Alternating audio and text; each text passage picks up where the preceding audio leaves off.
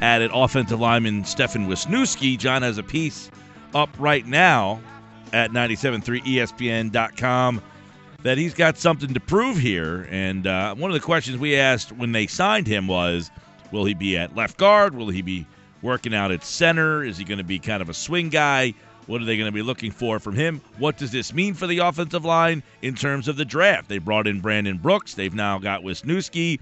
Alan Barbery's still here. Andrew Gardner, Josh Andrews. There is a plethora now, all of a sudden, John, of interior linemen on this team. Does that change anything come April 28th, 29th, and 30th? It could, because the one thing it gives them options, because you at least have a Band-Aid to fall back on if you need Wisniewski to start at left guard. I think they would feel more comfortable with that than going with Alan Barber again, for instance. So I think what it does is it gives them an option. If there's two players, we talked about Ronnie Stanley possibly going at number 8 overall to Philadelphia, playing left guard to start and sort of kicking out to replace Jason Peters whenever he moves on. If you have two players similarly graded at number 8, you might feel more comfortable going to a more need position because you at least have, as I said, the Band-Aid to get through this season with Wisniewski, and he's got a little chip on his shoulder because this is the second straight year he's been on the open market, and he's had a lot of relative success in this league. Starting player for a long time, very competent player, but he hasn't gotten the big money contract, so he's a little irked about that. Yeah, and he obviously adds, as I always like to say, competition, which is nice. I mean, you get competition at a position where I thought last year they just handed that position to two guys who really didn't do anything to earn those positions. So that's another thing that I like a lot about the move. But let's look at Adam Kaplan tweeted earlier today. The Eagles will bring in for some pre-draft visits. Christian Hackenberg will be in Friday. Carson Wentz, Dak Prescott, Jared Goff. They will all be in Philadelphia. It seems more and more that this is less of a smokescreen than it is. Philadelphia wants a quarterback and maybe a high-profile one. Yeah, I think they do, and it's just a matter of who's there for them. If they're comfortable with a guy who is there at number 8, I think they'll pull the trigger. If not, I think they'll look for a more developmental prospect deeper in the draft. But either way, they're going to get a quarterback in here that they hope can develop down the line. And we've talked about it dating back to when they signed Sam Bradford. We sort of saw the details of the contract. It was obvious it's just a 1-year pretty much deal, make good or they can move on. And they understand he's not the long-term answer. Jeffrey Lurie has owned this team for a long time now, and he realizes the struggles. He sees the difference. When Donovan McNabb was here, everything was going great. And people can criticize the fact that team was never able to get over the hump and win a Super Bowl, but they were awful good for an awful long time.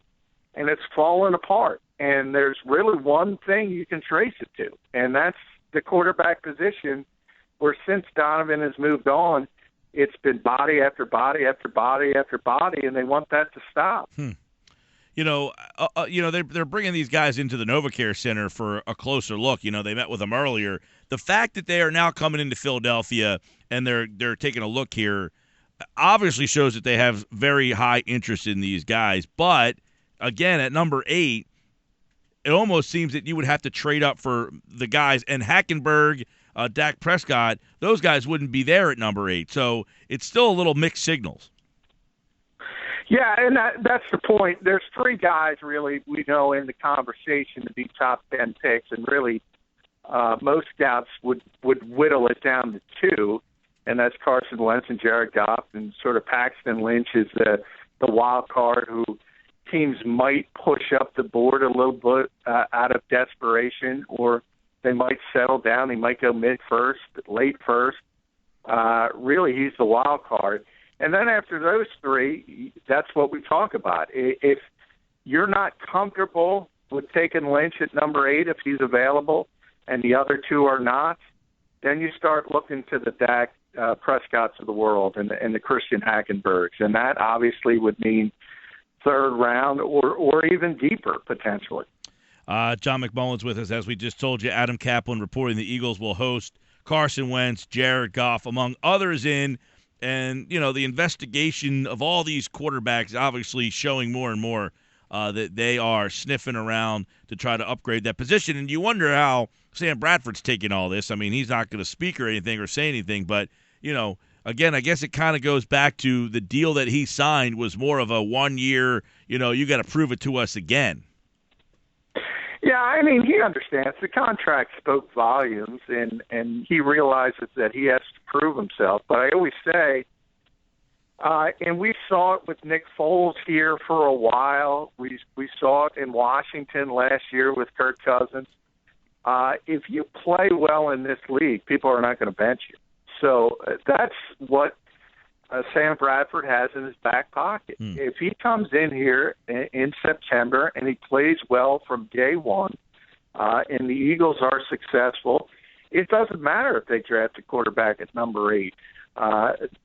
He's obviously going to be the starter for this entire season, and if he plays well, if he plays at the Pro Bowl level, the Eagles are going to bring him back again.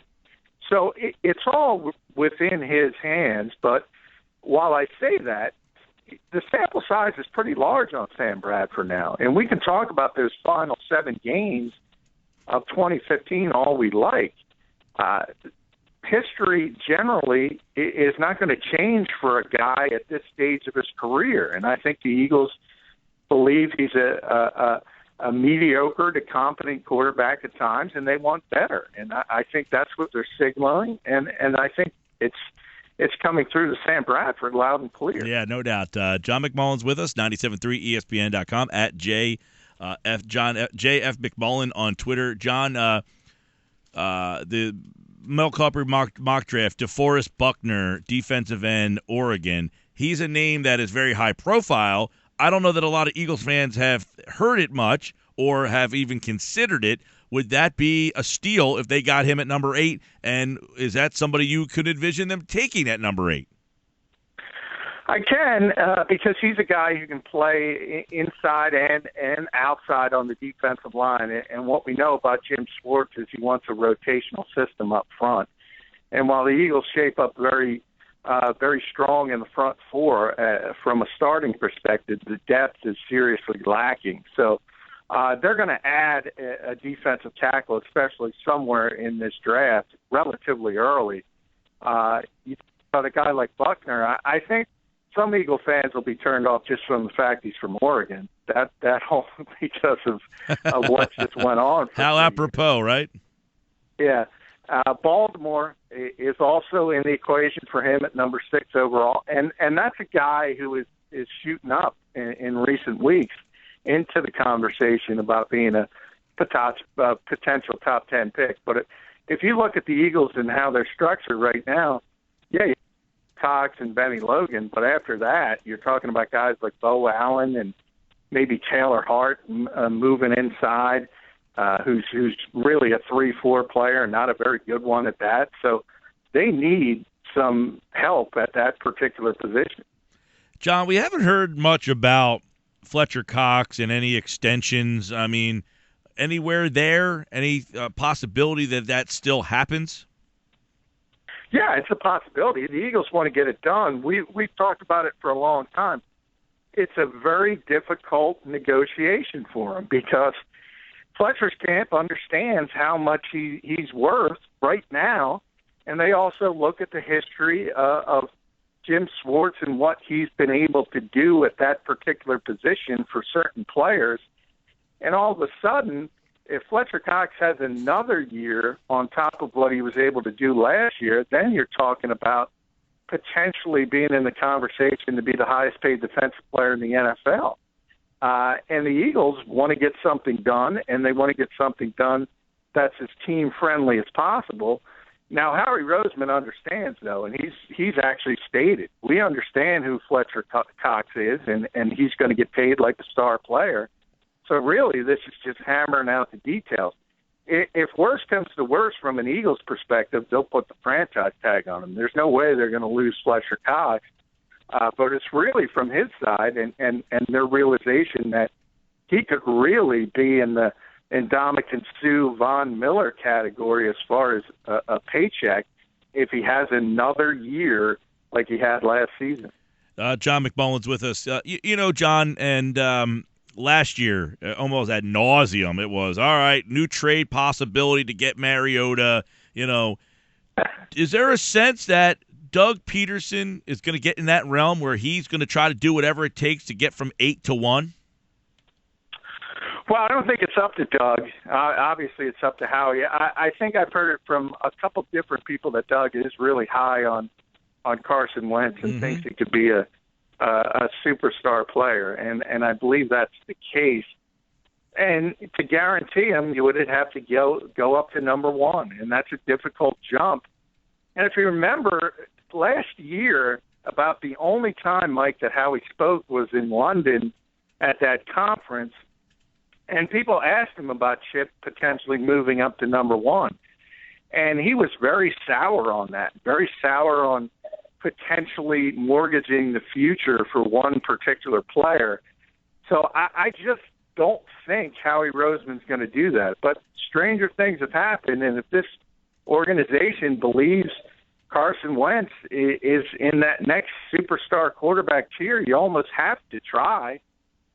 So I think that's a 50-50 proposition right now. But Doug Peterson certainly likes him as a prospect. You'd be talking about flip-flopping this year and your first-round pick next year as a starting point, right? Yeah, and remember, that's very, very dangerous because if you take a quarterback number 1 overall, it's almost guaranteed he's going to get on the field. And as we saw last year in Tampa Bay with Jameis Winston, who was a tremendous prospect, and really everyone loved the way he played, but look at Tampa Bay's record. My point being, you're going to have some hiccups no matter who is playing as a rookie quarterback. And if Carson Wentz is out on the field playing a significant percentage of the time, that means the Eagles are going to have a really bad record. And that means the next year's first-round pick is going to be potentially top 5, top 10, and that's a lot to give up. And that's what Howie was talking about, mortgaging the future. Yeah, that's that's a good point, well thought out. And you look at the fact that that's just the starting point that we're talking about. And I know last year we heard so much about what you had to get up from 20 to 1. You won't have to give up quite as much to get from 8, but at the same time, I don't think you're talking about a same fit as Mariota with Kelly. I think that's why people endorsed that move. I don't know that people would feel quite as confident if you were moving up and giving that amount of stuff up for a guy that is somewhat of an unknown in terms of fit and who he is and what kind of skill set he has. Yeah, I think the issue with him is more the level of competition and what a jump it is, because you see the skill set. I don't think – I've talked to a number of scouts, and nobody questions the skill set. I think that's there. When you look at his size, you look at his athleticism, you look at his arm strength, that's clearly top-tier NFL prospect-type stuff. But when you're making the leap from North Dakota State, remember the second part of that, Mike, is that they're so good at their level, North Dakota State. Carson Wentz didn't play all that much because the quarterback before him was a superstar at that level, and they were winning national championships with him. So I think he's only at 22 starts or something of that nature, and there's a lot as far as he has to learn. Now, they play a bit of a pro set offense, so that'll help. It's not the typical spread we see in college where you have to really learn a lot. So that's a positive. But what concerns me most of anything is that is a tremendous leap in competition, and there's a big difference when you're seeing Von Miller on the pass rush than what he saw at North Dakota State. John McMullen's with us, and don't forget you can check out John at 973ESPN.com, at JF McMullen on Twitter. And speaking of Twitter, you wrote about this at todayspigskin.com, where John covers the NFL nationally. NFL and Twitter are now one. How's that all going to work out? Well, I think it's, if you look at where television in general is going and the streaming aspect of it and how popular Netflix is and Hulu and options like that, especially with younger people, the television industry believes that's the future of that particular environment. So the NFL's really been behind the curve when you talk about on-demand streaming programming, and that's been their reputation over the years. It's a very reactive league. It's not a proactive league. But at the end of the day, they have one of the few bulletproof programming entities in television. So they can afford to take their time and sort of survey the landscape. That's what they did here. They made a deal with Twitter for Thursday Night Football, and we'll see how it works out. Because remember, when we talk about the NFL and laying the golden goose, really all the money they make is nearly 50% of it is tied up into their television revenue. So if traditional models, meaning cable and satellite television, sort of fall out of the basement, that'll hurt the bottom line of the NFL. They got to make it up somewhere. And if it's going to be in streaming, it's got to start. It's got to start now, and it's going to start with Twitter. Yeah, now let me pick your brain on this a little bit. All right, we got the MLB Network, which streams games. You got to pay a fee to watch any game you want. You've got something like the WWE Network, where you pay a fee and you can watch all sorts of stuff and all their pay-per-view events. You've got the I don't know who else has those type of streaming opportunities, but how would Twitter, the aesthetics of this, I feel, would be a little odd. It's not like a streaming service where you pay a fee. Is that what they're looking to do with Twitter? No, it's going to be free, and Twitter's paying broadcast rights. So really, it replaces the traditional, whether it be CBS, Fox. Now, is it going to be a game? Is it going to be a standalone game? It is going to be a standalone game. However, it's Thursday Night Football. So remember, it's going to still be on CBS. It's still going to be on NFL Network. And this is just going to be an additional option because the younger generation likes to get their information a lot of times in different places. So that's going to be what they're trying to break into. They did it with one of the London games last year, which was a standalone game. And Yahoo paid $20 million to do that. It was a success. And they're trying to recreate that with a sort of a safety net. Because if subscribers keep going down as they are now for cable and satellite television, well, all of a sudden those rights fees are going to go down. They have to. It's just economics 101. And if that does happen, they have to have something in the background, and that's those streaming companies, whether it's Twitter, Facebook, Yahoo, everybody who's in that, all of a sudden they will become the new Foxes, the new CBS, the new NBC. That's pretty wild to think that, network watching television, watching football games on a network like that could eventually evaporate. Now, would it make more sense for the NFL to develop a MLB network, a WWE network type of streaming platform? Well, I always thought, years ago, I thought that made a lot of sense, a pay-per-view aspect even before the streaming and the network started, because you have so many people that move around the country. Maybe they live in Los Angeles but grew up in Philadelphia, and they would have liked to watch Eagles. But the NFL never went that direction, a la carte, so to speak, and they went more with the DirecTV. You had to pay for all the games. And it's worked out well because DirecTV gives them a ton of money every year for that package. So it all comes down to the fact that there has been no shortage of partners for this league because they deliver the ratings above all else. And I think it'll continue. The question is, how does it continue? And right now there's a lot of older people, I'm sort of on the cusp of that don't trust streaming services. But as they start to pass away and you have this new generation that that's been indoctrinated with it and is very comfortable with it. I think giants like Comcast and Verizon, they understand, and they've already started to prepare for the future.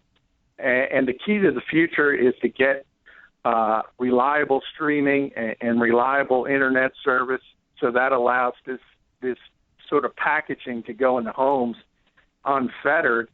And I think the NFL, although slow and behind the curve, sort of understands eventually that's the way this is going, because young people, that's the way they want to get their information. Yeah, it's a very interesting, morphing of the way that we're watching sports and things, but to see a game full out on Twitter, like you said, it was a standalone game, but the game's going to be on television Thursday night standalone, but it's not going to be like last year with Yahoo, where that was the only place that game was a Yahoo platform. Could not watch that game on from, if my memory serves. Yeah, that's correct. Okay. And that was a true standalone, just streaming game that was a tremendous success. I don't think it's going to be the same this way, because the game is going to be on TV. But Twitter, for as successful, as monstrous, and as much as people like it, if you look at their stock, it's down, I think, 60% over the last year. And the reason why is it's not a great moneymaker. No, they haven't figured out how to monetize it, and that deals with advertising. And that's another struggle, because one of the reasons younger people do enjoy on-demand streaming stuff is they don't have to sit there and wait for commercials. But while that's great for them, that's not great for the advertisers that pay millions and millions and millions of dollars to be on a highly rated product like the NFL. So that's something that needs to work out, and that's one of the things everyone is trying to figure out, how to monetize these eyes and these viewers. It will be a very interesting thing to see how that all works out. And I like my WWE network, by the way, although I had a couple problems the other night during the WrestleMania event, but nothing that really had me, furious. But just a couple glitches here and there. It does happen. There's no question about it. And if it happens in the middle of a football game, in a big moment like that, you're going to have some unhappy people. Yeah, you're right. And you mentioned Major League Baseball. It's interesting because Major League Baseball Advanced Media, which is their streaming arm from MLB TV, they've been the forerunner in this industry. They've done the infrastructure, for instance, for the WWE network. They also have a deal now with the NHL and the PGA. And they've been so successful that Major League Baseball is going to spin it off as its own entity. That's how successful that company has been. And that's why the answer is because, right, even places like Netflix, if people watch that, Hulu and WWE, as good as they are, you still have the occasional glitch. But that's where technology, it generally doesn't backwards. So at some point they're going to figure this out. And when it is able to come into homes 100%, no questions asked, that's when people in the industry believe it's really going to take off, and cable and satellite are going to take a massive hit. All right, John McMullen has more on the NFL and Twitter.